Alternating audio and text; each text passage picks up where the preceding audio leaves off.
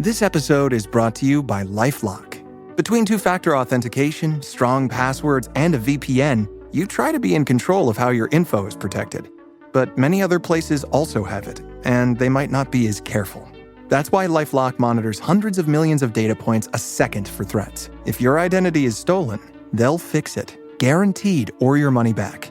Save up to 40% your first year. Visit lifelock.com/podcast for 40% off. Terms apply. Welcome to This Week in Baseball History, the bonus show just for subscribers to Rounders, a history of baseball in America. We're about to take a journey through some of the most memorable, controversial, and legendary moments that took place between July 14th and July 20th. Let's get started. We begin on July 14th, the collision that changed careers. On July 14th, 1970, the All-Star Game at Cincinnati's Riverfront Stadium ended with one of the most famous plays in baseball history.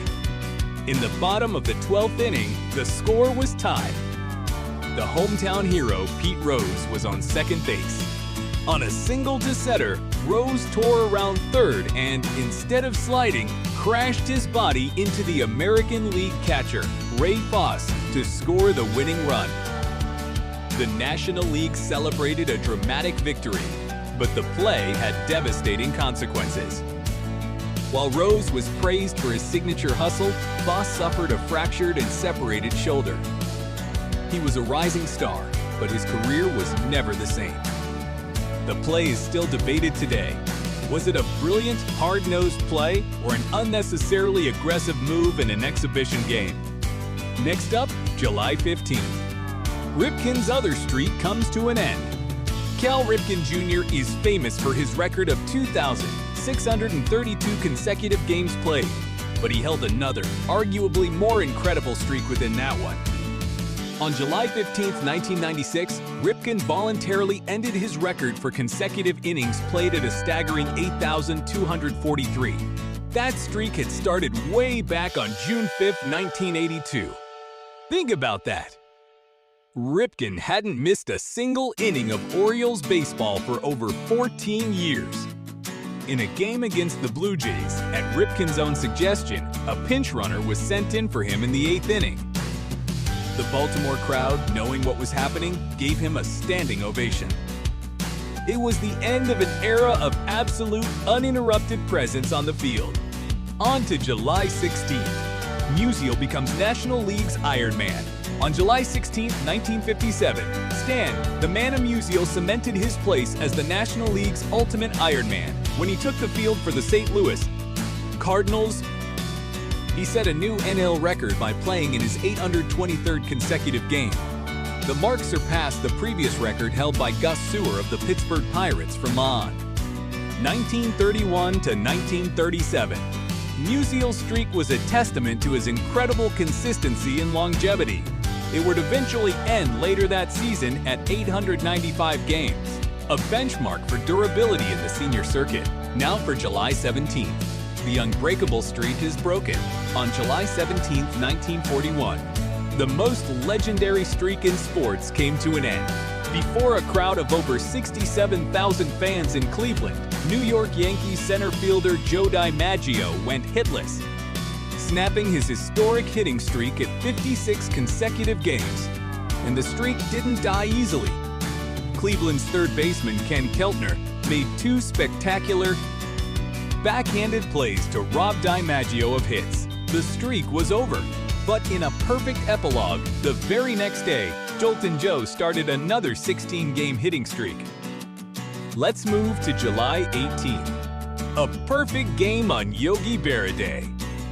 July 18th, 1999 was a magical day at Yankee Stadium.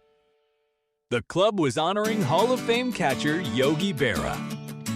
As part of the festivities, Don Larson, who threw a perfect game in the 1956 World Series, threw out the ceremonial first pitch to Yogi, of course. What followed was pure baseball poetry. Yankees pitcher David Cone took the mound and was simply untouchable. He retired all 27 batters he faced, completing the 16th perfect game in Major League history.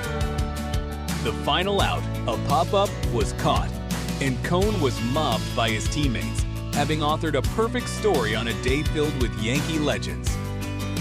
For July 19th, the Babe redefines power. On July 19, 1920, the great Babe Ruth continued his assault on the record books. In a doubleheader, Ruth hit 2 home runs. The first of those was his 30th of the season, and it was only mid-July.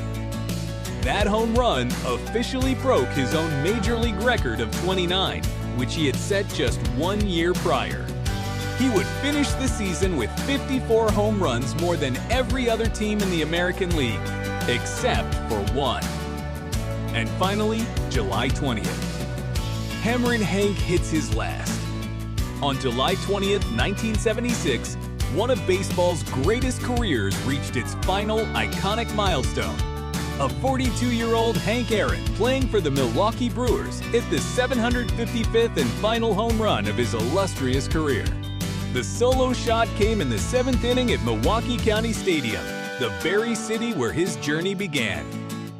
That number, 755, stood as the all-time home run record for more than 30 years and remains one of the most revered numbers in the sport's history. And that's all for this edition of This Week in Baseball History. Join us next time as we uncover more classic stories from the diamond. For more details on the events you heard about today, check out the show notes on our website. Thanks for listening.